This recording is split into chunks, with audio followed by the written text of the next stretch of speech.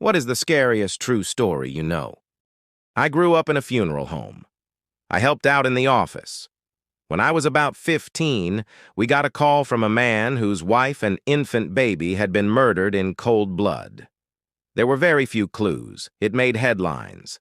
Cops set up surveillance at the viewing. It was heartbreaking, as the mother was holding the baby in her arms. I was asked to take the flower cards and periodically get the husband and ask if he recognized the names. I then photocopied them and put them back. I did it because I was a kid. People knew me, and I was unobtrusive. I talked to the husband quite a bit. He seemed devastated and shaken. The cops told me they had an eyewitness to someone leaving the house the day of the murder. The witness was a 3-year-old girl. She recognized the man leaving. It was the husband's best friend.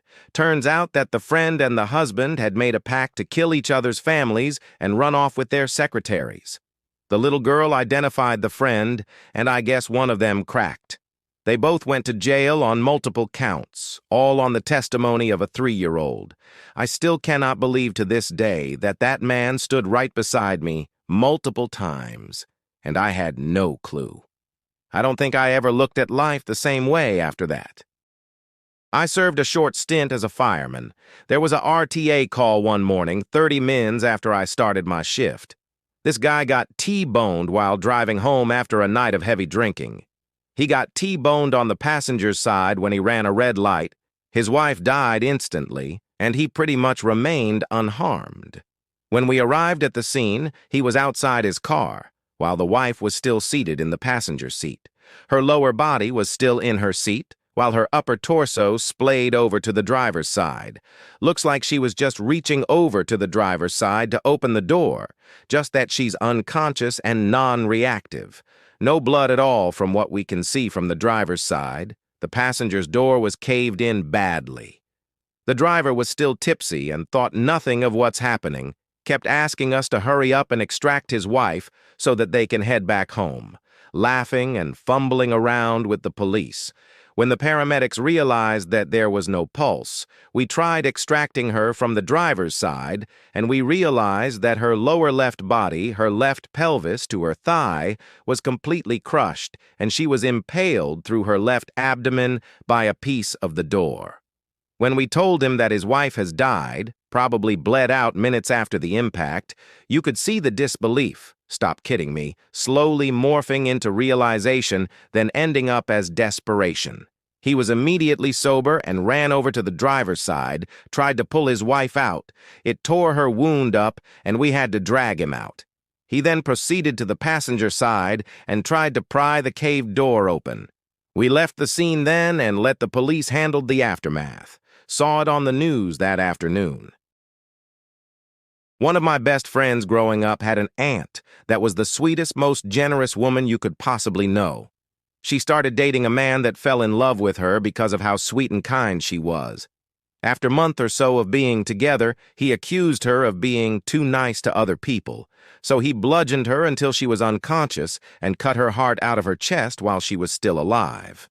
He thought that it was the worst example of sheer disrespect that she would exhibit kindness towards other people when she was in a committed relationship. He believed he owned all of the good she had to give, and by being nice to people that weren't him, she may as well have been cheating with the whole town. He killed her for being the person he knew her to be when they started dating. The fact people like him exist is terrifying to me. Personal story. When I was 10, I regularly attended a choir club for kids. One day I was picked up by my dad to drive me home. I was confused about it, as it was always my mom who did, but did not think much on it until halfway through the drive. My dad began to mumble about how sorry he was and how I would never see him again. More than a bit frightened and confused at that point, I kept asking what he meant, but he wouldn't say, until we were home.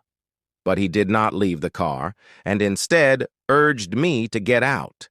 Finally, he told me I would not see him again because he will be dead very soon for what he did, and that the police would answer me. After he practically kicked me out of the car, I rushed home, but no one was there. But I found the door open and a puddle of blood on the floor. The police was nearby and explained what had happened. My dad was obsessively jealous and had found a pack of old condoms in the cupboard, so he drew the conclusion that my mom must have cheated on him. Never mind the fact that we only recently moved into this apartment, and they could have been left by previous tenants.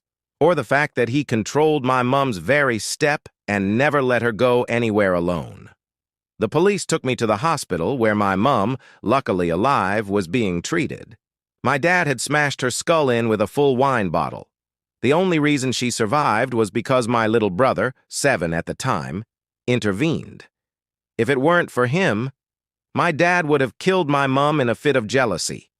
When he said that I would not see him again, he meant that he had planned on killing himself shortly after dropping me off. He did not succeed, and police managed to get him into a mental ward. This, to this date, is the scariest thing that had ever happened to me, but I keep thinking of my brother all the time. To witness your own mom being beaten half dead by your dad. We both suffered extreme mental trauma from this event later down the line, but somehow turned into decent people. I never really told him how grateful I am he was there, but I think that I really should. It's not the scariest, but definitely one of the saddest. But imagine this happening to you. Omaira Sanchez was a young girl who was a victim of death after a volcanic eruption. She was 13, but her death wasn't quick. She was trapped neck-deep in water, but rescuers could not get her out. They had stayed with her for 3 days while she slowly died. Her legs were caught under debris. The team thought about amputating her legs, but didn't think she would survive the procedure. Many people, not just Omaira, suffered agonizing and unthinkable deaths caused by the mud this volcano caused. Some drowned, others suffocated. The list goes on. Only 1/5 of the town survived.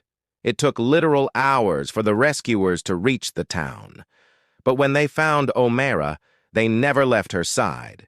Until she died, they gave her water and food. Their efforts to save her never stopped.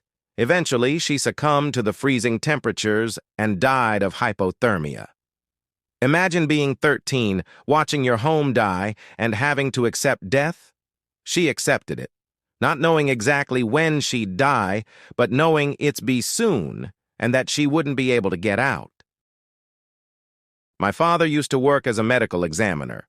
He was the guy they send when a crime scene contained a dead person to give a preliminary examination of the corpse before it got sent off for more rigorous investigation. One of his worst stories was being called in for a child around 9 or 10 that had ostensibly been killed in a drive-by shooting while he and his older brother were playing in the front yard. When my dad examined the corpse, however, the presence of gunpowder burns across his face indicated the shot must have been point blank. His older brother had lied about the shooting. He'd shot him himself.